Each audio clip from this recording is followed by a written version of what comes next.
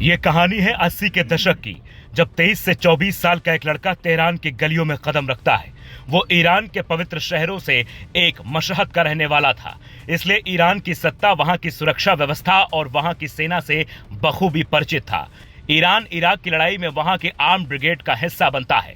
IRGC के top commander Qasim Sulemani से मुलाकात करता है और युद्ध खत्म होते ही वहां की कुद्स फोर्स ज्वाइन कर लेता है। ये वो फोर्स है जो दुश्मन के लिए काल कही जाती है, पर यह लड़का वहीं के लोगों के लिए काल बनेगा, ये तब किसी ने नहीं सोचा था।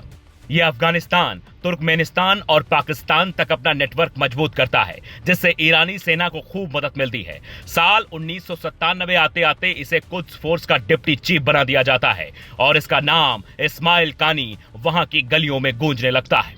अब यह हथियारों से लेकर पैसे तक की पूरी रणनीति बनाने लगता है और साल 2017 में जब अमेरिका से ईरान का तनाव बढ़ता है, तो उस वक्त ये अमेरिका को न सिर्फ पीछे हटने पर मजबूर कर देता है, बल्कि आयतुल्लाह अली खामेनेई का सबसे भरोसेमंद भी बन जाता है।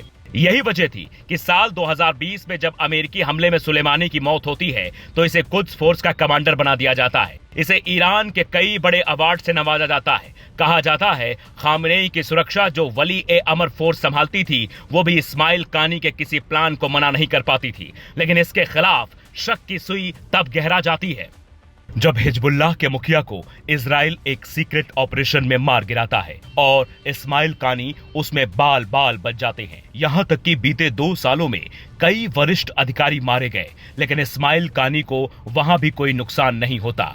हद तो तब हो जाती है जब खामेनेई की बिल्डिंग को इजराइल की सेना ड्रोन से तबाह कर देती है और कानी वहां मौजूद होकर भी बच जाता है। यह बात कानी की कहानी खोलने के लिए काफी थी, इसलिए वहां की सेना जो हिजबुल्लाह की मुखिया की मौत के बाद कानी पर शक जता रही थी, इनसे पूछताछ कर इन्हें छोड़ देती है। वो कानी को सीधा उठा लेती है और हिरासत में लेकर पूछताछ करती है, जिसका दावा कई मीडिया रिपोर्ट में किया गया।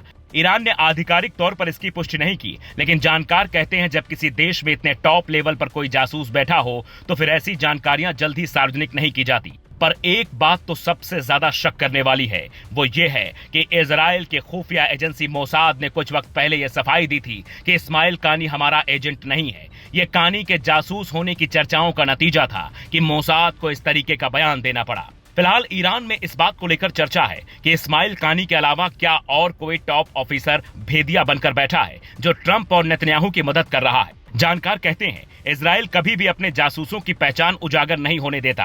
वो तुरंत एक नई थ्योरी रिलीज कर देता है और खामेनेई के केस में भी ऐसा ही देखने को मिला, जब ट्रैफिक कैमरे हैक कर लोकेशन ट्रेस करने की बात सामने आई। ये दावा इतना अलग था जिसने ईरान के भीतर किसी जासूस के होने की खबरों को दबा दिया। फिलहाल इस्माइल कानी कहां है, ना तो ईरान की मीडिया बता पा रही है, ना ही सेना। बस ये दावे मीडिया में किए जा रहे हैं कि इस्माइल कानी को वहां की सेना ने सबसे बड़ी सजा दी है।